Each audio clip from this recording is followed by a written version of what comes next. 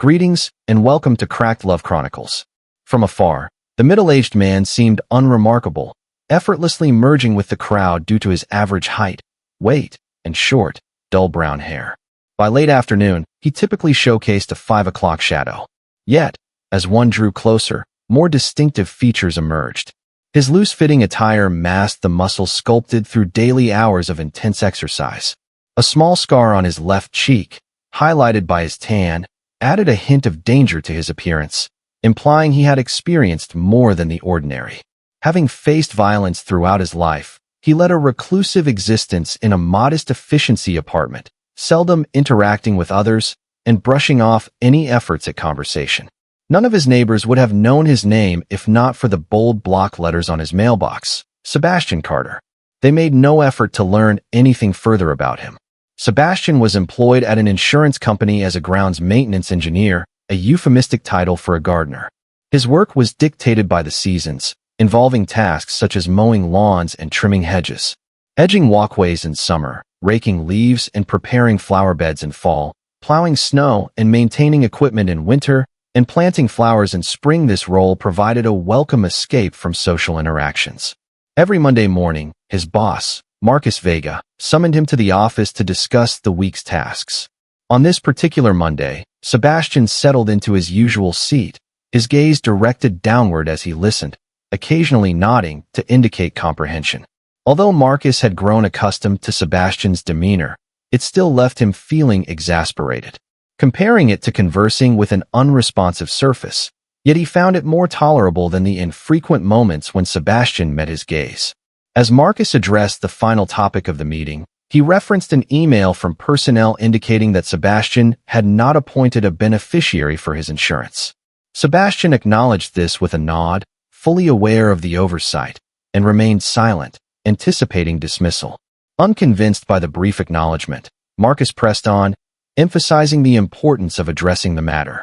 When Sebastian finally raised his eyes to meet Marcus's, the boss felt a sense of unease at the man's expressionless demeanor. With a firm expression, Marcus reiterated, "I'm serious. You need to go to personnel and handle it." Assuming the discussion was over, Sebastian rose and left the office to start mowing the lawn. Marcus called after him, "Do it before you mow the lawn." Settling back into his chair, Marcus listened to the rattle of the maintenance bay door opening, followed by the roar of the mower starting. He realized he had been brushed off and muttered, "Two can play that game." After making a phone call, he stepped over to the bay door to watch Sebastian. As he drove away, the sounds of two employees discussing weekend sports reached his ears. They should have already departed for their first task, but after dealing with Sebastian, he found the chatter about normalcy too comforting to interrupt. For 10 minutes, he watched Sebastian mowing the expansive front lawn of the insurance company's 30-acre property.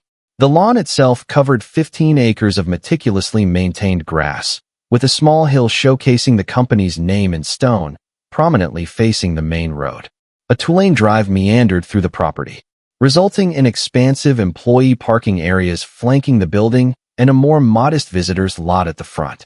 Generally, a property of this scale would necessitate several gardeners, yet Sebastian handled it single-handedly, laboring consistently from dawn till dusk. He took the necessary breaks but seldom lingered, hydrating from his ever-present bottle while maneuvering the mower. Although Marcus held a less than favorable view of Sebastian, he couldn't deny the man's unwavering work ethic. During lunch, Marcus transported his tray to a table by the window, which offered a view of in the outdoor picnic area behind the office. He observed Sebastian settling into his usual spot at a secluded picnic table. Around him, other tables buzzed with smokers and sunseekers, immersed in the lively banter of lunchtime. Yet, Sebastian chose to remain at a distance, allowing him to watch the interactions without engaging directly. No one acknowledged his presence. It felt as though an invisible barrier separated him from the rest. He reached into his brown paper bag, extracting a sandwich, a small bag of chips, a piece of fruit, and a small bottle of soda, consuming them with a mechanical detachment. Without showing even a hint of the shy delight that comes with enjoying a meal, a light gray tabby cat, having claimed the picnic area as its own, emerged from the edge of the hedges bordering the building. It made its way to the picnic area, pausing now and then to survey for any possible dangers. The cat altered its path to settle beside Sebastian, positioning itself 6 paces from the man's table, at an angle that kept it from directly facing the middle-aged man. Sebastian, in turn, never cast a glance in the cat's direction. Marcus observed the man, seemingly indifferent to the stray cat, as he pulled some lunch meat from his sandwich and tossed it onto the ground. The cat, without glancing at Sebastian, snatched the meat and retreated to a secluded spot. Marcus recalled witnessing the man feed the cat before, leaving him puzzled by Sebastian's behavior. Shaking his head, he redirected his focus to his tray and began to eat. Just then, Ethan Hale took a seat at the table opposite him and announced, "I've assigned Clara Bennett to meet with Sebastian. Lucky her," Marcus said with a snort. "She's fairly attractive in a non-threatening way. Maybe she could get through to him," Ethan suggested after glancing around to ensure he wasn't overheard. Marcus replied, "I doubt it." "Is he still one of the Walking Dead?" Ethan asked. "The man is a zombie," Marcus answered. "That's not our problem to solve." "I know, you just don't have to deal with him every day," Marcus said. He looked out the window and watched Sebastian eat his sandwich in a mechanical fashion. "Is he a problem, Ethan?" He asked if he was doing anything wrong. Marcus replied that he was just creepy. "Creepy in what way?" he inquired. "I just keep waiting for the day when he comes in with a gun and kills everyone," Marcus said. This had not been a concern for him when he was promoted to his supervisory role. He had anticipated the pay raise without considering the challenges of managing people. Ethan asked, "Has he given any signs that he is thinking about doing that?" "Not really. I just keep thinking that it's the quiet ones who perform," Marcus responded. The most violent actions were a recurring theme in the news reports that Marcus encountered. He spent the afternoon supervising the work of his team, focused and diligent. As quitting time approached, a knock on his office door interrupted his thoughts. "I'm Clara Bennett from Personnel. I'm here about Sebastian Carter," she announced. "Thanks for coming, Miss Bennett," Marcus replied, standing up from his chair. He took pride in his gentlemanly demeanor, despite his blue-collar roots, though there were moments when that pride was tested. As he reflected on the notion that his blue-collar roots defined his gentlemanly demeanor, he paused to observe the young woman before him. In her late 20s, she possessed a certain charm, even with a few extra pounds. Clad in a modest brown suit, her skirt grazed just below her knees, and the jacket concealed a plain white shirt. "Just call me Clara," she said, hoping to convey that she held no disdain for those who toiled with their hands. Most of the individuals she encountered in her profession were of a similar ilk, secretaries and salaried individuals with college degrees, yet she hailed from a blue-collar background. "I understand this is a case of Muhammad and the mountain, but Sebastian was never going to step foot in your office," Marcus said with an apologetic tone. "I reviewed his file," Clara remarked, her warm expression darkening as she remembered the details of Sebastian's life. She had been unsettled by the contents of his file, particularly disturbed by what she discovered after searching his name online. She may not have a fondness for him, but Marcus pointed out that he is a reliable employee. He was aware of the reasons behind her changed demeanor. HEK is always punctual and has never missed a day of work. True, they might not approve of his past actions, but Marcus reminded her that he has served his time, gesturing dismissively. Clara acknowledged that she didn't want to dwell on Sebastian's history, yet it was challenging for her to confront him as he emerged from behind his desk. Marcus offered his desk, and Clara accepted, placing her stack of papers down. Papers lay scattered on the desk, including Sebastian's personnel folder and a stack of benefits forms awaiting completion. As she reviewed his file, she noted several issues with his paperwork. "I'll wait outside in the hallway while you're in here with him. If you need anything, just give me a call." He could see that the young woman was clearly out of her comfort zone at the thought of interacting with Sebastian.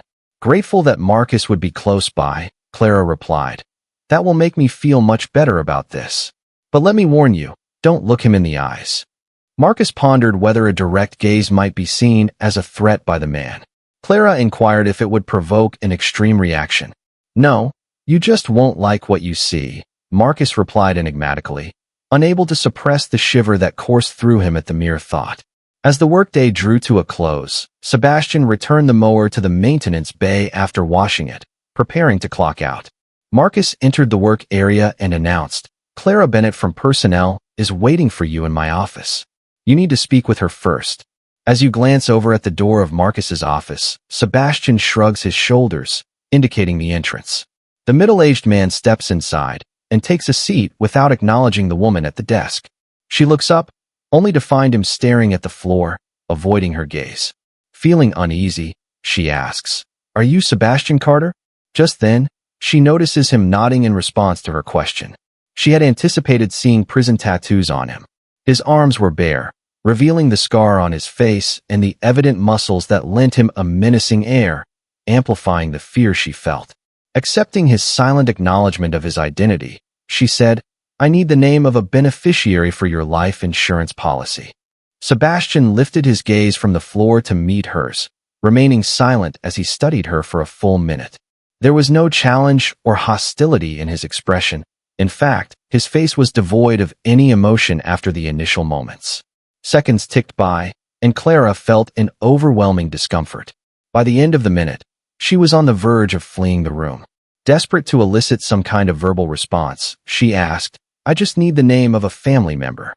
"No family," he replied, his voice soft yet surprisingly deep, devoid of any emotion. "How about a friend?" A long silence followed before he answered, "No friends." "What about a good acquaintance?" she pressed. "No acquaintances." In a moment of desperation, Clara asked, "Is there a charity you support?" "Life insurance," was his only response, one of many unanswered questions lingering in the air. "The company benefits required a beneficiary, no charities," Sebastian answered, and Clara glanced at him before staring fixedly at the sheet of paper in front of her. She decided to take a different approach and asked, "The money can be used to cover your burial expenses. Who will take care of your funeral?" "No one. You've got to be buried," Clara said. "I need a beneficiary," Sebastian stated before leaving the room. "I can't do that," she called after him, looking down at the form and wondering what she was supposed to do with it. The sound of the time clock echoed with a distinct cha-chunk as it marked the current time on a time card, signaling his departure. Marcus entered the office, inquiring about how things had unfolded. Clara, still rattled by her conversation with Sebastian, pondered the unsettling notion that he had no one to name as a beneficiary. The thought that he might truly be without family, friends, or even close acquaintances seemed unfathomable to her. The very idea of such profound isolation troubled her more than she could articulate. "It doesn't surprise me at all. I have nearly a dozen people working in maintenance, and they all eat lunch together except for him. I've never seen him talk to any of his coworkers." Marcus snorted and added that he's not exactly a friendly person. In fact, he's a bit creepy. Frowning, Clara said she watched over her grandmother when she was on her deathbed. She was there when her grandmother passed away, her eyes open at the time. She kept thinking about how 1 second there had been life in them, and the next they were just dull. You knew that she was dead just by looking at her eyes. My grandmother's eyes had more life in them after she had died than was present in his eyes. He's always like that, Marcus said, thinking that her description of his eyes was very accurate. He leaned against the door frame and said, "I've never seen him smile, get angry, or look bored. His face always has that same flat, emotionless expression. It is that flat stare of his that sends shivers down my spine." She shifted in her seat and stared at with a sheet of paper in front of her. She asked, "What do you think he's thinking about when he stares at you like that?" "Honestly, I don't know," Marcus replied after gathering the papers. Clara rose from the desk and said, "I'll have to see what we can do about this. I don't think we've ever had anyone reject the life insurance benefit before." "I guess there's always a first time," Marcus said, trying to lighten the mood. "True," Clara acknowledged. "Thanks for the use of your office." "My pleasure," he replied, stepping out of her way and watching her leave for her office. An appealing woman, even if she carried a bit more weight than the standards set by fashion magazines. He pondered how Sebastian might have perceived her. The man would have to be completely devoid of feeling not to experience even a flicker of attraction to her. Pushing aside any thoughts of Sebastian, Marcus proceeded to wrap up the maintenance area. He anticipated returning home to enjoy a beer while his wife prepared dinner. Mondays were the most challenging day of the week for him, and he felt relieved that it was finally coming to an end. Clara made her way back to her office and she found her boss, Ethan Hale, waiting for her. "I take it by the expression on your face that you just met Sebastian Carter," he said. "Yes, I did," Clara answered, aware that he knew exactly where she had been. He had instructed her to go there. Any luck getting a beneficiary out of him? Ethan inquired. No, Clara replied defensively, worried that he might see her failure as a sign of incompetence. Sensing her defensiveness, Ethan remarked, I didn't think you'd have any luck. You're the fourth person I've sent to him. Every year, I do this. Don't take it personally. Clara asked, why did you send me down there? Ethan shrugged his shoulders and replied, people's lives change over time. Maybe the next time we ask him, he will have a beneficiary. Clara responded, I don't think his situation will change. Ethan inquired, why do you say that? Clara answered, no woman would willingly spend 2 seconds with him. 100 different ideas of what he had been thinking while staring at her had passed through her mind since leaving the office where she had met with him. Sebastian, a few of those ideas made her feel uneasy. She was fairly certain nightmares awaited her that night. Ethan waved his hand dismissively, remarking that many desperate, lonely women would overlook a lot just to have someone in their lives. Clara disagreed, asserting that given his past, no woman would ever give him a second thought. Ethan shook his head, convinced he had witnessed far less likely scenarios unfold. Changing the subject, he mentioned that Maria Menendez had maiden. There's an appointment for you first thing in the morning tomorrow. Sheck is going through a divorce and needs to make some changes to her benefits. Clara mentioned that with over 2,000 employees at that location, it seemed like someone was always navigating the divorce process. From her perspective, it was just a matter of filling out a few forms. The only challenge was managing the emotions that surfaced. Make sure you have a box of tissues on your desk, Ethan advised before heading to his office. Clara watched him leave. With a frown etched on her face, the remark about tissues typically signified that individuals were navigating a particularly tumultuous divorce. She muttered to herself, pondering who might have been unfaithful. Upon reaching her office, she gazed out the window at the parking lot, where cars were queued to exit. It took a good half-hour for the building to clear out and for the vehicles to vacate the premises. More often than not, she found herself among the last to leave, not wishing to dwell on the events of the afternoon. The following day, she picked up Sebastian's file. She sighed and approached the filing cabinet, shutting the drawer with a mutter about the kind of man who could kill his wife and 2 kids in cold blood. A white pickup truck turned into the parking lot of a rundown apartment complex. Once, this place had been vibrant, filled with singles launching their careers and young couples beginning families. Now, it had become a home for low-income families, with a significant portion of the occupants relying on welfare. The poverty was painfully evident, and one glance at the complex was enough to evoke a deep sense of despair. The buildings surrounding the expansive central parking lot were more than 4 decades old, clearly displaying the passage of time. The battleship gray paint had dulled from relentless exposure to the elements, and many windows were either missing screens or had torn ones. The lawn, overrun with weeds and bare patches, was in dire need of mowing, while battered toys and bicycles lay strewn in front of apartment doors. A few units featured worn-out chairs positioned on their small porches or balconies. Sebastian maneuvered his truck into the parking spot directly in front of his apartment. In the efficiency apartment, he parked his truck and stepped out, heading towards the mailbox stand in front of the complex office. A tricycle, missing its rear wheel, lay on its side in the middle of the sidewalk, the wheel itself a few feet away in the parking lot. He navigated around the obstacle without a second thought. The cries of a child resonated from an open apartment door as he approached his mailbox, disregarding the message, "You suck," spray-painted in bold black across the bank. He opened the mailbox door and took out the half-dozen envelopes, closing it without glancing at the contents. He made his way to his apartment door. There, a young woman in a tube top and shorts stood beside a tricycle, a young boy beside her, pointing at the broken toy. Her belly spilled over her tight shorts in a noticeable roll, and her dirty blonde hair framed a face marked by a black eye that had begun to yellow. The days when she was someone's high school sweetheart felt like a distant memory, long forgotten by all involved. The woman noticed. Sebastian approached and took the young boy's hand, hurrying toward the door of her apartment. The boy protested until he spotted Sebastian, then raced ahead to reach the door first. It slammed shut behind them. Sebastian walked past, his gaze fixed on the ground 10 feet ahead. He turned up the walkway to his apartment, where the small porch lay empty, devoid of any signs of life. Entering his apartment, he closed and locked the door behind him. He moved to the kitchen table and began sorting through the mail. Advertisements and offers for credit cards found their way into a small trash can beside the table. He opened the electric bill, scrutinizing the amount owed. Taking a seat, he reached for the checkbook, flipping it open to the first blank check. After double-checking the amount due, he wrote a check for the bill.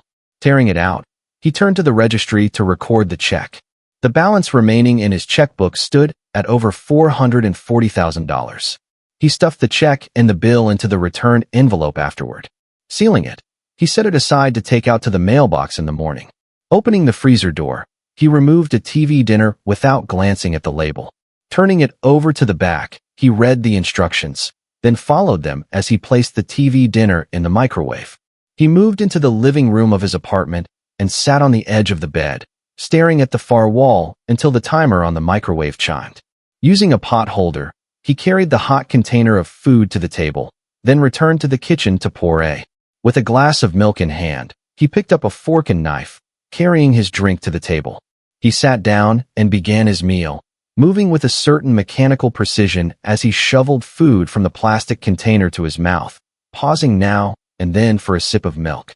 The time it took to consume the meal was shorter than the time spent heating it in the microwave. Once he swallowed the last of his milk, Sebastian rose from the table. It took him a minute to clear the table, dispose of the trash, wash the dishes, and tidy up the kitchen. He left the room immaculate before returning to the. He settled onto the bed, his gaze fixed on the wall for the next 2 hours, unmoving. As darkness enveloped the room, Sebastian reached out to switch on the light, its stark glow creating sharp shadows that danced around him. Rising from the bed, he peeled off his clothes until he was left in just his underwear.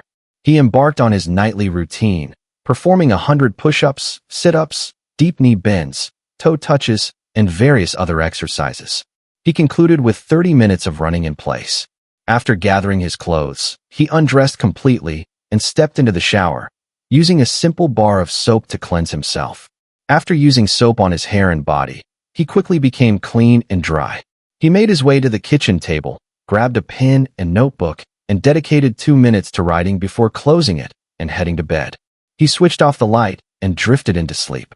As the seasons changed, autumn arrived, bringing cooler temperatures, vibrant foliage, and shorter days. On a brisk, early evening, Maria Menendez exited the office building alongside her friend Sally, and the two women walked towards the parking lot. They walked in silence. Sally broke the quiet, asking, "Did you get the restraining order?" "Yes," Maria replied, her voice heavy with exhaustion, as if the weight of the past few months had added years to her life. "That's good," Sally said, pausing to light a cigarette, contemplating whether Maria would be interested in hitting up one of the local clubs for happy hour. "It will just piss him off," Maria remarked, her hope for the restraining order's effectiveness waning. She feared that the system would fail her, as the order only seemed to matter after it was violated. The thought of it being too late haunted her.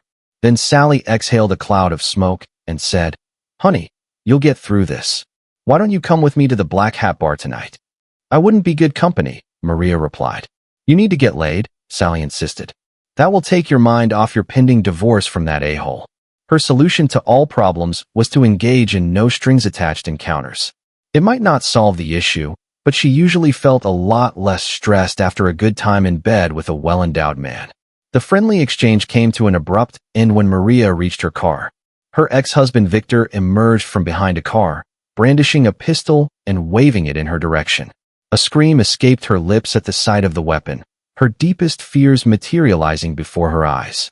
In a slurred voice, he taunted, "You think I'm violent? I'll show you violent."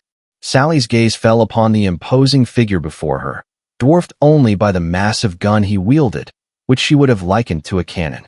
Panic surged through her as she turned to flee, shouting, "He's got a gun," from a distance of a dozen cars away, where Clara Benet stood. She had just finished rummaging through her purse for her car keys when a woman's scream pierced the air. Startled, she dropped her key ring. Looking up, she saw a woman running toward her, shouting, "He's got a gun." Oh, Sebastian Carter had finally lost it, Clara thought. Despite the months that had passed since their encounter, she couldn't shake the image of his lifeless eyes. He had morphed into the boogeyman of her nightmares. She ducked behind her car, trying to make herself small while searching for her keys, as Sebastian emerged. After a long day at work, he made his way to the parking lot, his gaze fixed on the ground just ahead.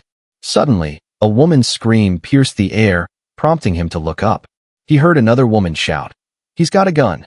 From less than 20 feet away, he witnessed a large man strike a Hispanic woman with the back of his left hand, all while brandishing a pistol in his right. The woman staggered back, terror etched on her face, one hand instinctively moving to her cheek, where she had been hit, while her other hand remained outstretched as if she could hold the huge man away from her. She kept backing away from him on legs that barely responded to her brain's commands. Taking a step forward, the man shouted, "I should kill you." Having heard the shouts, Ethan stood by his car, dialing 911 on his cell phone.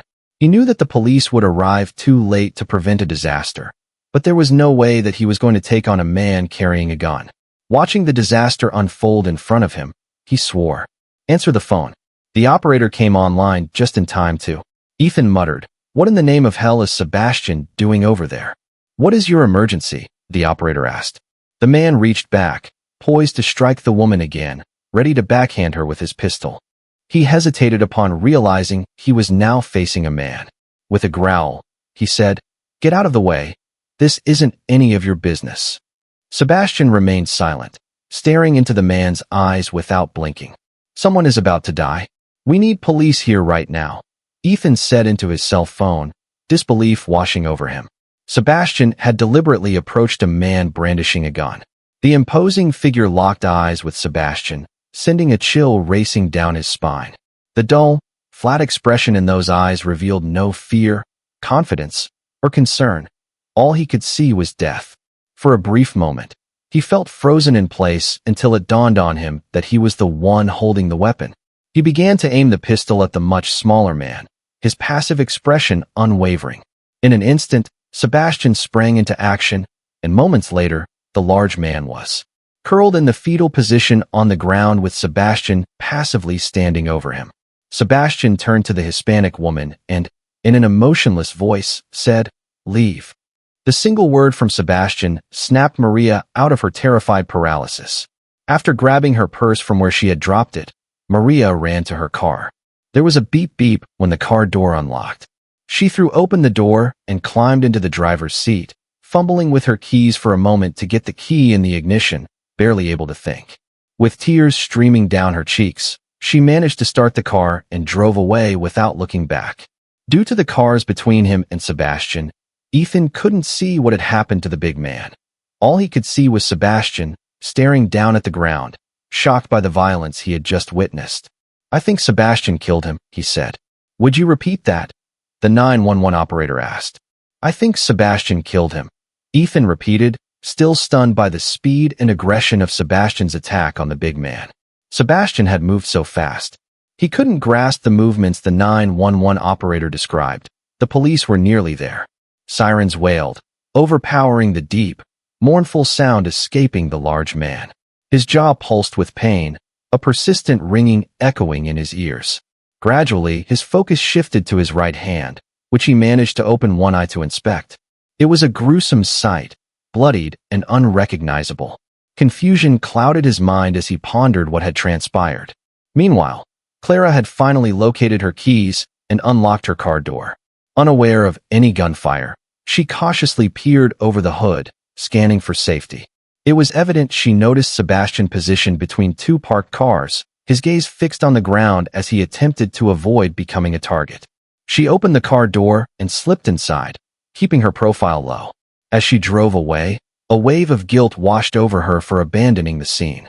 Pulling out her cell phone, she dialed the police to report that Sebastian was armed in the parking lot, emphasizing his status as a convicted murderer on parole.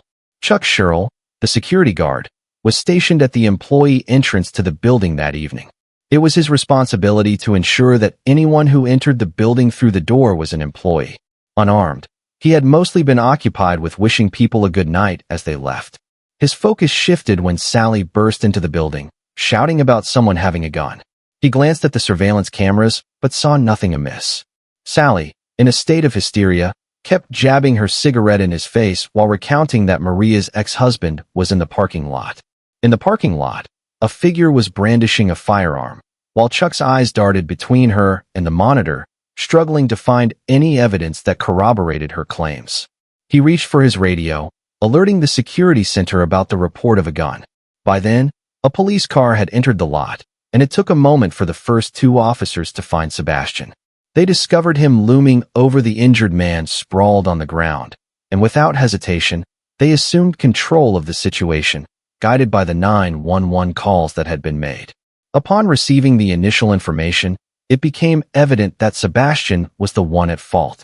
Once it was confirmed that he was the man still present, the officers proceeded to search him for weapons, cuffed his hands behind his back, and placed him under arrest. More police vehicles soon arrived at the scene, accompanied by an ambulance for the injured individual. After being read his rights, Sebastian sat in the back seat of the police car, hands restrained, gazing out the window at the unfolding events with a stoic expression. After a brief 10 minutes, two officers entered the vehicle and began to drive away. As they drove to the station, the officer in the passenger seat turned to Sebastian and inquired if his rights had been read. Sebastian nodded silently. The officer reiterated, instructing him to respond only when questioned. "Did they read you your rights?" he asked again. "Yes," Sebastian finally replied, the first word escaping his lips since he had told Mar to leave. "Tell me what happened," the officer prompted. "No," Sebastian answered, his gaze fixed on the passing scenery. He listened as the officer continued to ask questions, but remained mute throughout the journey to the police station, which felt brief. Led to a holding cell, one of the police officers adjusted the handcuffs so that his hands were secured in front of his body instead of behind his back.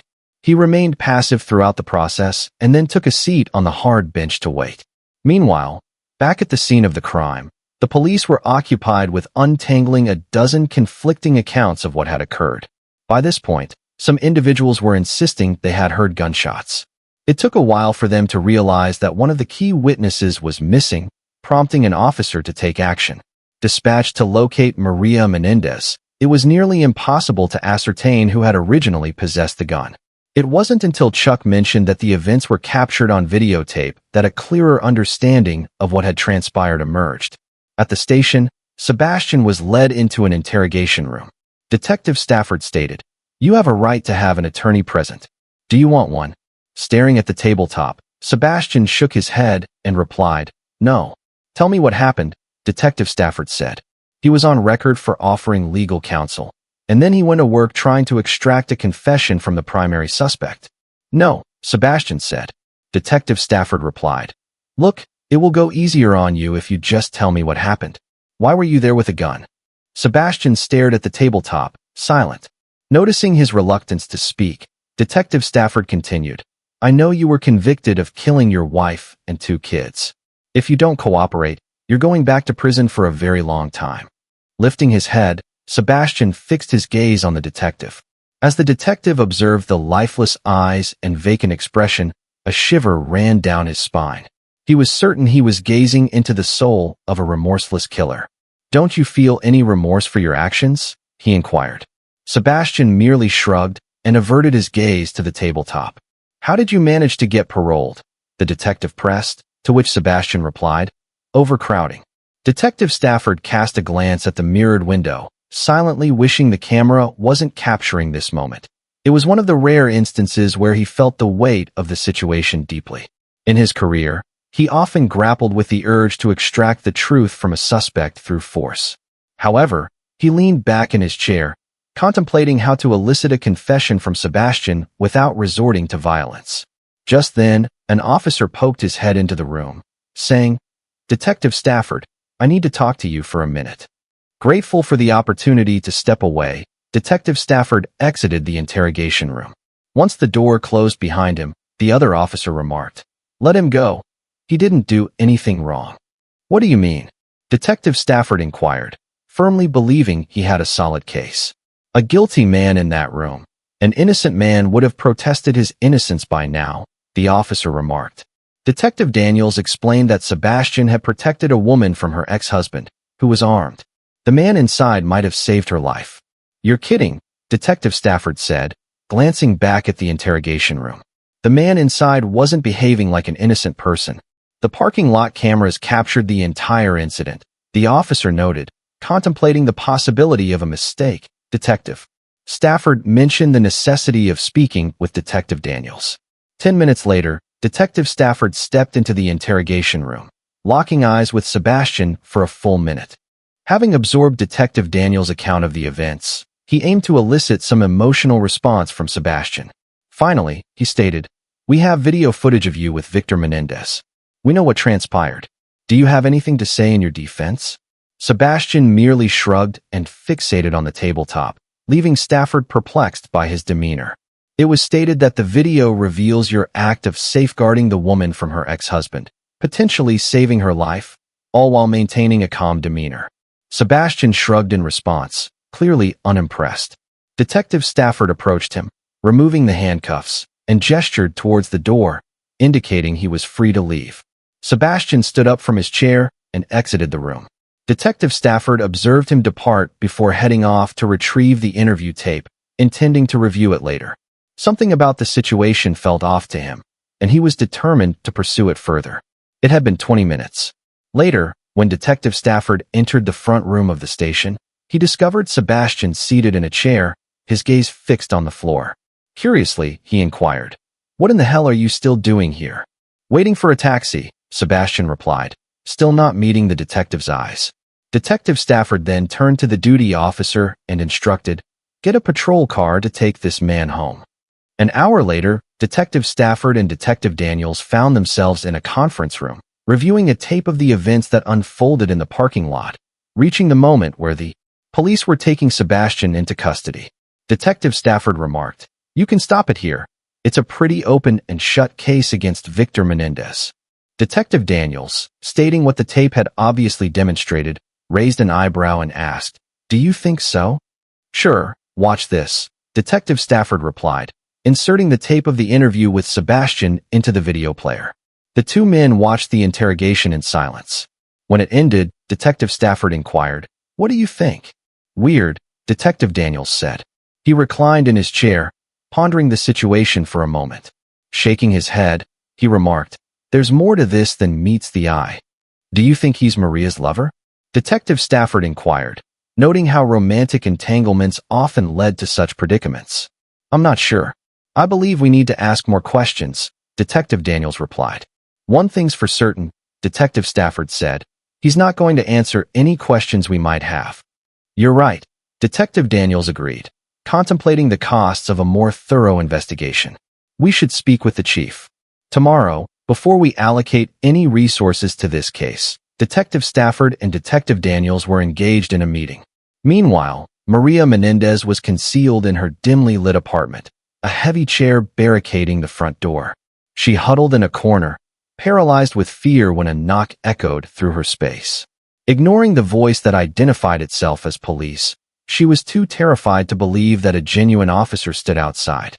Images of her ex-husband crashing through the door with one of his friends flooded her mind, leaving her in a state of shock at the unforeseen circumstances. Maria, reflecting on the violence she had endured, was unaware that her ex-husband had become incapable of harming anyone before she escaped. She pondered the identity of the enigmatic man who had rescued her, hoping he was still alive, though doubt gnawed at her. Her husband was a formidable presence who would eliminate anyone without a second thought.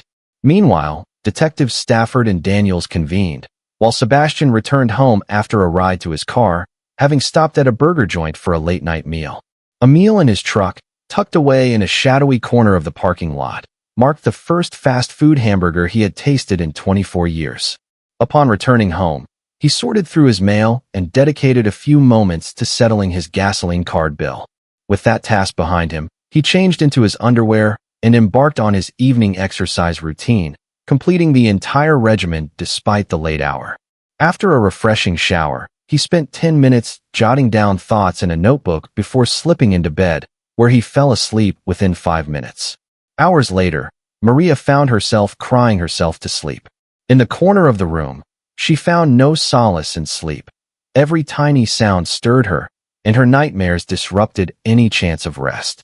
Meanwhile, Sebastian awoke at 6 a.m. when his alarm clock chimed. He rose from his bed and commenced his usual morning routine. As the coffee brewed, he engaged in his exercise regimen, which comprised 50 sit-ups, push-ups, deep knee bends, toe touches, and various other movements. It was a standard prison cell workout, requiring no equipment whatsoever. After completing his exercises, he enjoyed a cup of coffee while seated at the table, reviewing what he had pinned in his notebook the night before. He added a line to the entry, and once he finished his coffee, he took a shower and donned a clean work uniform. Returning to the kitchen, he prepared a bowl of cereal for breakfast, which he consumed quickly. For lunch, he made a sandwich, grabbed a bag of chips, and an apple. He filled 2 large water bottles from the tap, and by the time he finished tidying up the bed, it was 7:30. The apartment gleamed, just as it did each morning when he departed for work after packing his lunch and 2 bottles of water. Sebastian made his way to work, reaching the parking lot 20 minutes after leaving home. He entered the maintenance area and clocked in early, within the 5-minute grace period surrounding 8 o'clock, the official start of the workday. He found himself riding the lawn vacuum, clearing away the leaves that had either fallen or blown onto the front lawn since the day before. Resembled a lawn mower, but instead of cutting grass, it collected leaves and stored them in a bag attached to a trailer towed by the tractor. Clara Bennett drove into the parking lot, almost colliding with a car as her attention was diverted by the sight of Sebastian at work. The night before, she had tuned into the news and caught a brief report about the events from the previous evening. The coverage, based on preliminary and incorrect details, stated that a suspect had been taken to the police station while a victim had been transported to A. As she entered the hospital, she had assumed the suspect was Sebastian. Like many, she believed that when the police labeled someone a suspect, they truly meant perpetrator. It was hard for her to fathom that they would release him so swiftly.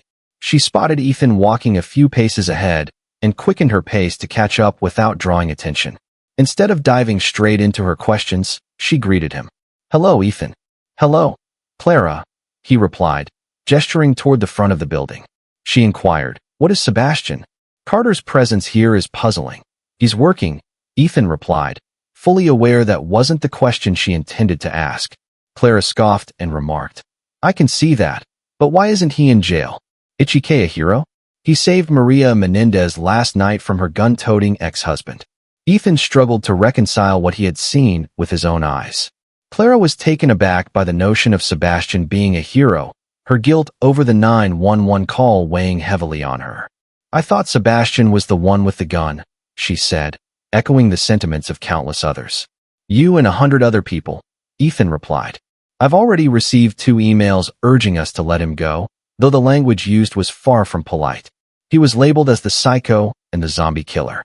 I can only imagine my voicemail is overflowing with similar sentiments." The 2 of them made their way toward their offices, contemplating the fallout from the previous night's events. Once they reached the seclusion of their workspace, CLA inquired, "What are you going to do about Sebastian?" I replied, "I'll draft an email highlighting how Sebastian bravely confronted an armed man. To safeguard one of our team members, I want to emphasize that the assailant was not affiliated with our organization, and we are implementing measures to enhance security in the parking areas." The email will be sent through one of the senior directors. Ethan expressed his hope that this would put an end to discussions about terminating Sebastian, which might assist Clara. He mentioned that he hopes this quells any calls for his dismissal. "Given what I've observed, I can only assume that the remarks directed at him will not be very pleasant. If the situation escalates, he could potentially take legal action against us for fostering a hostile work environment. He didn't do anything wrong." When I heard that woman shouting about someone having a gun, I was convinced that Sebastian had lost control. Clara mentioned she hadn't slept well the night before, haunted by the thought of how close she had come to danger after witnessing Sebastian in action. Ethan feared that if Sebastian ever snapped, no one would make it out alive. He hoped Evan wouldn't provoke him further. Glancing at Clara, he realized that voicing his concerns would be a grave mistake. The tension in the air was palpable, unmanageable in the maintenance area. These were individuals who had actually worked alongside Sebastian, each one familiar with the unsettling experience of staring into his blank eyes. Marcus Vega found himself encircled by a visibly upset and furious maintenance crew. Unfortunately, Marcus was as uninformed about the events of the previous night as anyone on his team. One of the men spoke up. "I heard he went postal last night." My wife doesn't want me working around him anymore. He's a psycho. Have you ever looked in his eyes? Dead man walking. I heard he was out. In the parking lot, chaos erupted as people scrambled for control of the situation. Marcus whistled sharply, demanding silence. He surveyed the scene and remarked, I'm not entirely sure what went down last night, but if Sebastian had done anything wrong, the police wouldn't have let him return to work. I doubt he's out on bail or anything. With a firm tone, he instructed, get to work. I'll uncover the details and keep you posted. His frustration was palpable as he glared at the men, urging them to focus on their tasks once more. As the last of the team departed, he made his way to the office, grappling with the need to uncover the events of the previous night. His gaze lingered on the telephone, contemplating who might hold the answers. A small comfort emerged in the fact that Sebastian had maintained his usual work routine, avoiding any actions that might heighten the already fraught atmosphere. Meanwhile, Maria Menendez, despite a restless night, summoned the strength to reach out to her boss. Her hands shook as she attempted to dial, requiring 3 tries before she finally succeeded, on the verge of tears. She was in tears as she informed him that she wouldn't be in the office and was uncertain about when she would return. Half an hour later, she reached out to the suicide hotline, struggling to cope with the situation. An hour later, she admitted herself to a hospital. The police had yet to locate her to hear her side of the story. Marcus's challenge in uncovering the details of the previous evening was resolved when Ethan visited his office. After a brief conversation with Ethan, Marcus stepped out to summon Sebastian into his office for a meeting. Sebastian walked into the office and settled into a chair, avoiding eye contact with Ethan as he focused on the floor. Good morning, Ethan greeted him. Sebastian merely shrugged, aware that any attempt at conversation would yield the same lack of engagement. Ethan then slid a sheet of paper across the desk to Sebastian, stating, We plan to distribute this email to everyone at the site. It outlines the events of last evening and mentions you by name. We would like your permission to proceed with its release. No surprise registered on Sebastian's face. Sebastian's response to Ethan suggested that he might want to read it. Sebastian picked up the sheet of paper and read it carefully. He handed the sheet back to Ethan and simply said no. Why not? It's a flattering article, Ethan asked. Sebastian shrugged his shoulders, stood up, and left the office without another word. Ethan shouted, Come back here, Sebastian. We need to talk about this. When Sebastian didn't return, Ethan realized that his plan for handling the situation had failed. He swore under his breath, What do I do now? Later that afternoon, the chief, Detectives Daniels and Stafford sat in the conference room, reviewing the footage from the parking lot and the interview. As the interview tape concluded, Chief Kalin remarked, I didn't realize Sebastian Carter was out on parole. Detective Stafford inquired if he knew Carter. They had referenced Sebastian's name, but not his history as a convicted murderer. Chief Calhoun nodded, responding, I was the first officer on the scene of the murder he committed. Let me tell you, it was a deeply unsettling revelation, Detective Daniel remarked. Tell us more, he urged. The man had taken the lives of his wife and 2 children. He shot his wife in the face, a tragic act aimed at obliterating her beauty from existence. The children, a 3-year-old boy and a 2-year-old girl, were shot in the center of their chests at close range. They were truly lovely kids, as Chief Calhoun noted, having seen footage of the family enjoying a picnic together. What drove him to such a horrific act? Detective Stafford inquired. The prevailing theory was that he suspected his wife of infidelity, and he had discovered the truth. Upon investigation, we discovered a pornographic magazine tucked beneath his bed, open to a narrative about a cheating wife. Chief Calhoun responded as Detective Stafford inquired about the man's account. He maintained his innocence, asserting that his wife and children were fine when he departed that morning and that he had dedicated the entire day to working on their new home in the countryside. Chief Calhoun paused thoughtfully before noting that no one could corroborate his story, yet all evidence seemed to implicate him, with the time of death aligning closely with his timeline. As he departed the house that morning, the murder weapon, a pistol purchased a year prior, was a chilling detail. The absence of defensive wounds on the wife indicated a troubling familiarity with her assailant. Even his own parents remarked on her concerns about him uncovering something distressing. Detective Stafford noted the weight of their testimony against him, while Chief Calhoun confirmed that his entire family had spoken out. It painted a stark picture, a straightforward case of a jealous husband taking his wife's life, Detective Daniel observed. Detective Stafford inquired further, probing the implications of the evidence. Are you certain he committed the crime? I'm confident, Chief Calhoun replied.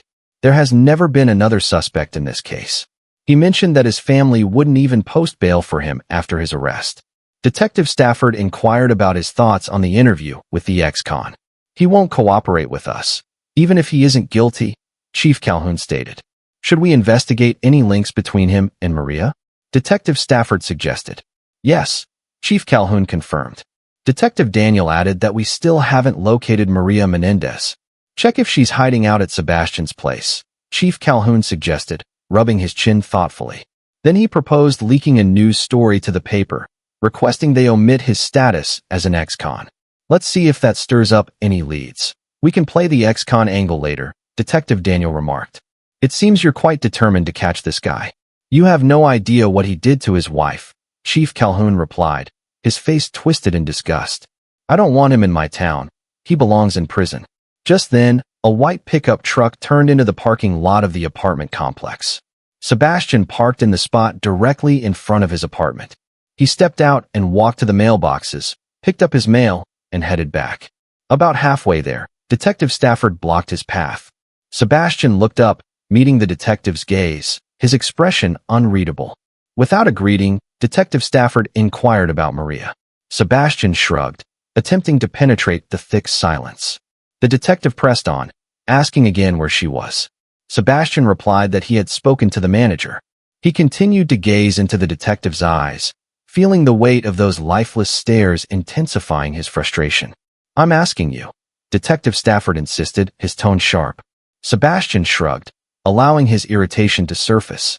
I think she's hiding in your apartment, the detective asserted. Sebastian averted his gaze, shaking his head, his expression unchanging. I want to search your apartment, Stafford declared. Sebastian remained resolute, replying, get a warrant. 40 minutes later, he found himself seated in the interrogation room. He sat in silence, anticipating the arrival of Detective Stafford to commence the questioning. He had occupied some of the time by scrutinizing 2 letters that had arrived in his mailbox.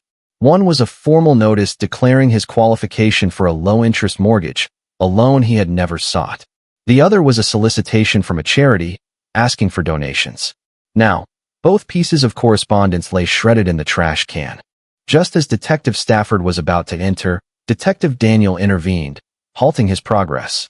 Detective Daniel informed us that Maria was located while you were waiting for Sebastian Carter, who checked into the psychiatric ward of the hospital early this morning. Noticing the expression on the other officer's face, Detective Daniels added that she had a nervous breakdown due to the assault yesterday. We won't be able to speak with her until the doctor gives the green light. Detective Stafford inquired if we obtained a warrant to search his apartment. The response was negative. We can't secure one now, no probable cause, Detective Daniels replied. Let's go in and talk to Mr. Carter, the pair of them decided. As the detectives stepped into the interrogation room, they settled into chairs flanking the middle-aged man. Detective Stafford initiated the conversation, expressing their desire to uncover the truth about his relationship with Maria. Sebastian's gaze remained fixed on the table's center as Detective Daniels inquired about the duration of their affair. The questioning persisted for nearly 2 hours, yet Sebastian remained utterly silent, his expression unyielding. He showed no signs of discomfort from hunger or thirst, nor did he voice any objections to his treatment. He simply sat there, his eyes locked on the table. Convinced more than ever that he was concealing something, the 2 detectives exited the room, their frustration palpable due to his unyielding silence. Detective Stafford remarked, "We're getting nowhere. We might as well be talking to a log." Detective Daniel added that he had never encountered anything like it. No one could remain still for 2 hours without fidgeting even once. "We'll have to let him go," Detective Stafford concluded, acknowledging that they would need to pursue their inquiries in a less direct manner. "The chief is not going to be happy," Detective Daniel noted as the 2 detectives moved on. As Sebastian stood up and made his way to the door, Detective Stafford informed him he was free to go. Just before exiting, Sebastian paused and inquired about Maria Menendez. Detective Stafford, taken aback by the question, responded with surprise. Detective Daniels chimed in, asking if Sebastian truly didn't know who she was. When Sebastian replied in the negative, Detective Stafford reminded him that he had assaulted her ex-husband the previous night. Sebastian nodded in acknowledgement and exited the room, leaving the two detectives in a state of disbelief. Detective Daniels then questioned whether he believed Sebastian's ignorance about Maria, to which Detective Stafford replied, uncertain of what to make of the situation. Detective Stafford scoffed, declaring his intention to head to the mall and interrogate some mannequins, convinced he'd have a better chance of eliciting a response from them than from the man in question. That night, the newspaper published an article detailing the events of the previous evening, but it achieved the exact opposite of what Chief Calhoun had hoped for. Instead of igniting conversation, all talk about Sebastian faded away, and any suggestions of an affair with Maria were met with laughter. No one who knew Sebastian could fathom a woman ever giving him a second thought. It took a week before the police finally managed to question Maria. She insisted that she had never met Sebastian prior to the night he had shielded her from her ex-husband. She even claimed that she didn't recognize him until she read the newspaper article about the attack. When pressed for details about that night, she often became hysterical, leaving the detectives with no choice but to accept that she was a dead end. Surveillance of Sebastian Carter led the detectives to a conclusion. He seemed to be the most tedious individual imaginable. Sebastian's existence revolved solely around his job and the confines of his home. It quickly became evident that he lacked both cable television and internet access. No one had ever seen him buy alcohol in any shape or form. Every Saturday, he dutifully went grocery shopping and tackled his laundry, with his routine remaining unchanged week after week.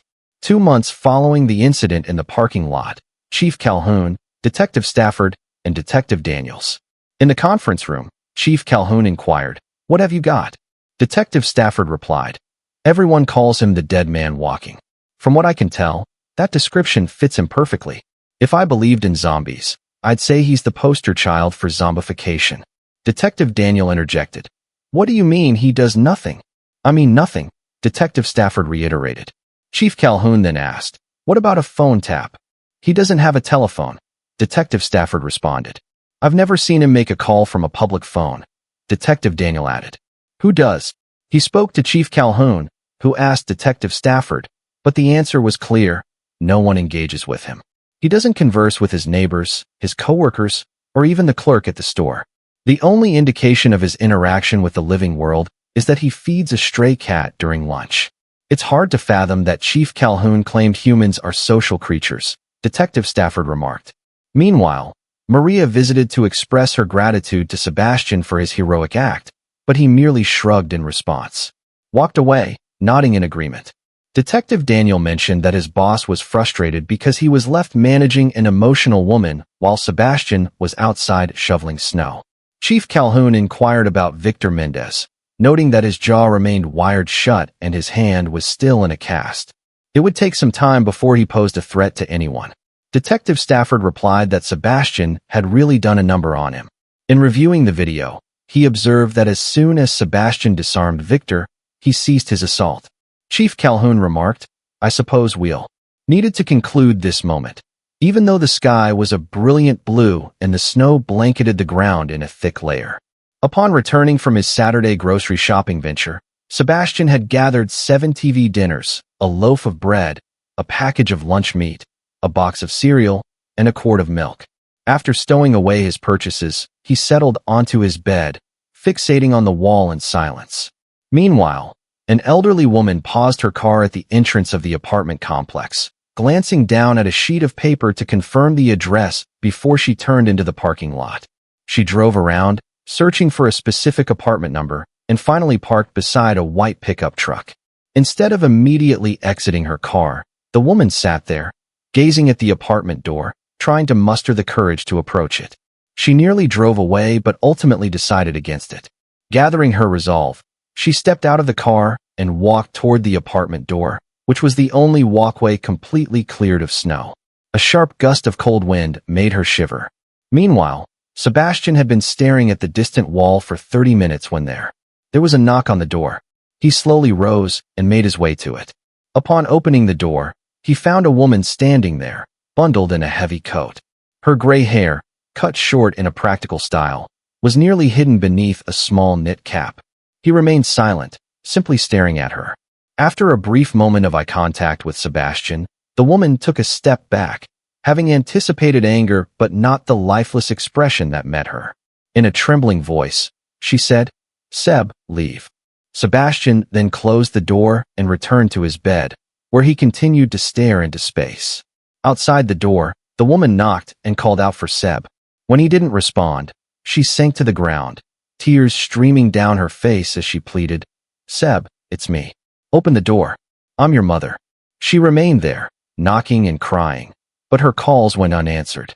The biting wind eventually forced her to seek refuge from the frigid air. Defeated, she returned to her car, sitting inside with the engine running for 30 minutes, her sobs echoing in the silence around her.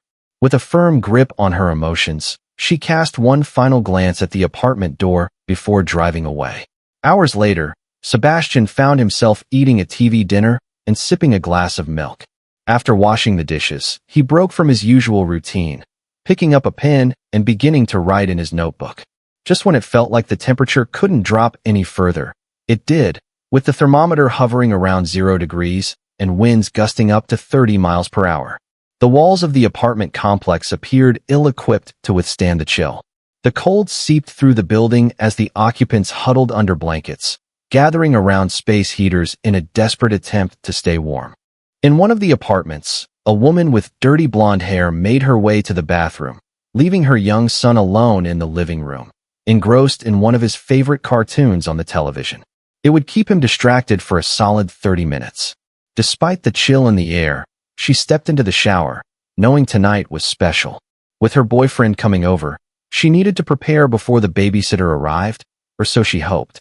The hope for something lasting blossomed from the evening spent with her lover. Navigating the challenges of single motherhood, she noticed her little boy's stuffed animal seemed cold. He took it upon himself to place it on the space heater, making multiple trips upstairs to gather his other stuffed companions, creating a cozy pile. During his final trip, he stumbled upon a forgotten toy car. Settling on the floor, he began to push it around, mimicking the sounds of a car.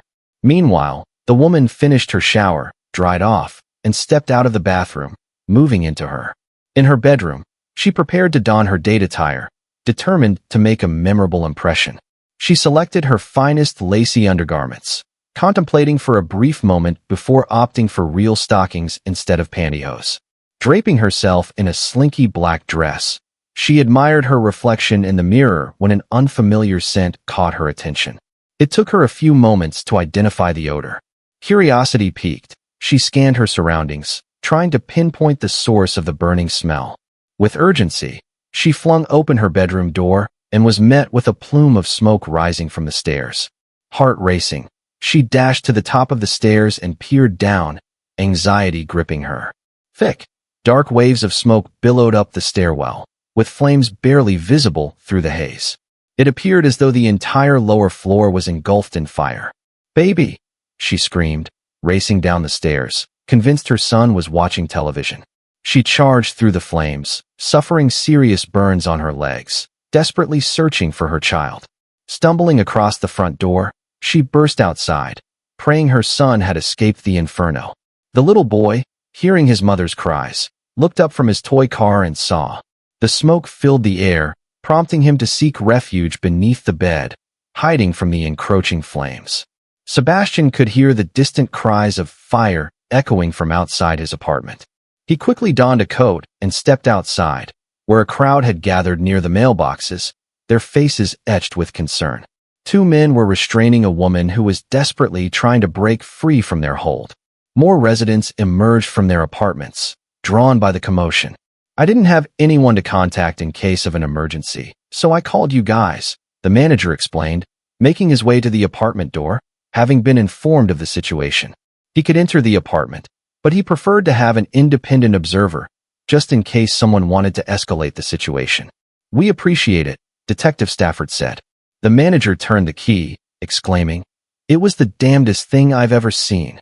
He just walked into that fire, and the next thing we know, he throws the kid out the second-story window. The kid landed in a snowbank without a scratch on him." "What about Sebastian?"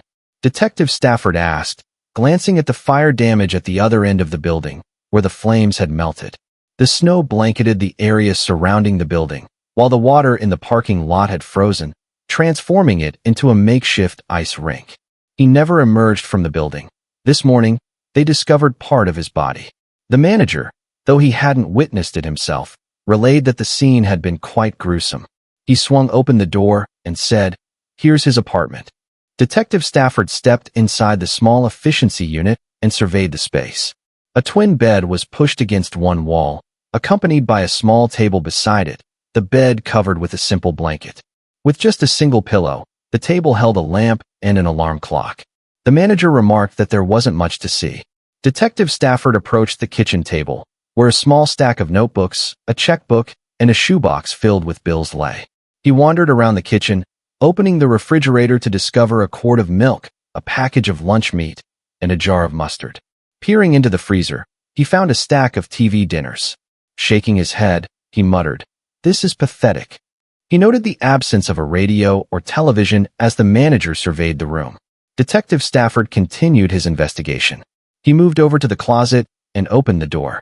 Inside, there were 6 uniforms, for shirts, and 2 pairs of jeans hanging neatly. The shelf held a dozen pairs of socks and underwear. He remarked that it seemed the wardrobe hadn't cost much. The manager inquired if anything had been found to identify the next of kin. Detective Stafford glanced at the notebooks and mentioned he needed to examine them, hoping one might be an address book. He picked up the open notebook and, with a quick look, realized it was some sort of journal. He read the last entry. With a furrowed brow, he turned back a few pages and read yet another entry. An unopened letter slipped out, and he picked it up, scrutinizing the envelope. "That's odd," he muttered, noting it had been sent to him 6 months prior, yet remained unopened. Lacking a landline in the apartment, he used his cell phone to contact the station. After 2 minutes, he obtained a name and phone number linked to the address. He requested a police car be dispatched there, then closed his phone, stating, "We may have found a relative of his." Good. The manager observed his surroundings and expressed his relief at the presence of another. It was hard to fathom that the apartment had been left in such disarray. The detective, taking a seat at the table, responded to the manager's inquiry about their departure, indicating a preference to remain until receiving an update from the officer assigned to investigate the address. The manager complied, settling into a chair as well. Meanwhile, the detective perused his notebook, reviewing various entries, and took a moment to reflect. He read one of the longer entries and discovered another unopened letter nestled within the notebook. Frowning, he set the notebook aside and reached for the next one in the stack, finding 3 unopened letters inside. He opened the notebook and scanned the first page, continuing through the entire stack of notebooks, examining each initial page. After placing the last notebook atop the stack, he remarked that he should probably call Chief Detective Stafford, who was dismissing the inquiry. Chief Calhoun then opened the door, his gaze landing on the woman standing there, her face familiar to him. Once, he greeted Mrs. Carter with a formal, "Hello, I'm Chief Calhoun. Please, come in," she replied, stepping into the apartment and glancing around with a frown. "It feels so empty." "Yes, ma'am," Chief Calhoun acknowledged. Her lower lip quivered as she confessed. "I came over to see him yesterday, but he shut the door in my face." "I know," Chief Calhoun responded. "How did you know that?" she asked. "It was the last entry in his journal," he explained. "You read his journal?" she inquired, while Detective Stafford was searching for someone to contact. "That's how he discovered an unopened letter from you," Chief Calhoun remarked. "Unopened?" "Yes, there are several letters from you, and they remain unopened." The woman seemed to shrink, covering her eyes with her hands. She exclaimed, "Oh God, he never knew." "Knew what?" "You better read the letters," Mrs. Carter said, feeling nauseous. "Are you giving me permission to read them?" Chief Calhoun asked, wanting to ensure he had explicit consent. "Yes, you should read them in the order I sent them. It will all make sense that way," Mrs. Carter replied. She scanned the room for a chair, but when none appeared, she made her way to the bed and settled onto it. Chief Calhoun approached the table, shaking the notebooks one by one to release the letters inside. After a moment of organizing them by their sending order, he opened the first envelope and unfolded the letter. Reading the initial lines, he remarked, "If I remember correctly, Greg is Sebastian's brother. Did you know them? Mrs. Carter inquired. I was the first officer at the scene of the murder, Chief Calhoun replied. Chief Calhoun continued to read the letter, revealing that leukemia was affecting Greg. Is he okay? He asked, urging to keep going. The next letter detailed the tragic heart attack that claimed Sebastian's father, accompanied by a heartfelt request for Sebastian to undergo testing to determine if he could be a bone marrow donor for his brother. I'm sorry about your husband, he noted, expressing gratitude. It was clear that the silence from Sebastian must have caused her great anguish. As Chief Calhoun envisioned her waiting for a reply, her heart likely shattered by the absence of response. Observing one son afflicted by a disease while the other stood by helplessly was a heavy burden. However, Mrs. Carter insisted that the remaining letters held more significance. The next correspondence was a far less courteous plea for Sebastian to undergo testing, even alluding to the murder by insisting he finally do the right thing. Chief Calhoun inquired whether Greg had reached out to Sebastian regarding this matter. Mrs. Carter simply replied to continue reading. She then rose, stating her need for a drink to calm her stomach, noting the sparse offerings in the kitchen. You have your choice of milk or tap water, Chief Calhoun said. I'll have to go with tap water. He picked up the next envelope and opened it, unfolding the letter to read. This was a blistering demand that Sebastian help save his brother. The language used did not conceal the family's belief that the brother, a murderer, should be compelled to save the life of the brother, a saint. He hoped he would never receive such a pointed letter as this one. Chief Calhoun opened the next letter, expecting it to be a continuation of. The earlier correspondence began with an apology for the two preceding letters. His concentration was broken when Mrs. Carter announced her intention to make coffee. Would you like some? She asked. That would be nice, Chief Calhoun replied, glancing up from the letter. It took him a moment to locate his place in the text. Upon reading the next line, he muttered, Jesus Christ. I take it you just read about the confession, Mrs. Carter remarked, her hands trembling as she handled the coffee cup. The sound of the cup shattering echoed through the silence from the other room. Greg was dead. Sebastian's family. Chief Calhoun stared at the letter as if it had transformed into a venomous serpent. He had been convinced that Sebastian was the culprit. Mrs. Carter's soft voice, nearly lost amidst the gurgling of the coffee maker, confirmed his suspicions. Chief Calhoun scrutinized the letter, seeking clarity on the murder's execution, only to find his hopes dashed by the remainder of the text, which overflowed with regret regarding her treatment of Sebastian. A solitary line at the bottom mentioned Greg. He had permitted the confession to be documented in case Sebastian wished to listen to it. He read the letter twice, ensuring he hadn't overlooked anything. He tore open the final envelope, revealing a letter with 2 lines. Greg is dead. May he rot in hell for what he's done to our family. Milk or sugar? Mrs. Carter inquired. Both Chief Calhoun responded, his gaze fixed on the last letter. He sat there, recalling his first entry into Sebastian's house and discovering the bodies as a young officer on the force. This was his initial encounter. In the aftermath of a murder, he had bolted from the house, retching into the bushes. His partner had conducted an interview with Greg, who repeatedly expressed his hope that Sebastian was not the perpetrator. Mrs. Carter set a cup of coffee before him and settled into a chair across the table. I suppose you're curious about how it all unfolded, she began. Chief Calhoun nodded, taking a sip of the coffee before recalling his manners. Thank you for the coffee, he replied. She inhaled deeply and continued. I never realized just how much Greg envied his younger counterpart. Brother Greg was the athletic son, while Seb was the brainiac during their high school years. Greg enjoyed popularity, but everything shifted after graduation. He found himself in a low-paying job. In contrast, Seb, upon finishing high school, secured a position that paid him twice as much as Greg, showcasing his financial savvy. Seb married a stunning woman, the kind that turned heads, almost like a playmate. Together, they had 2 wonderful children who were adored by everyone.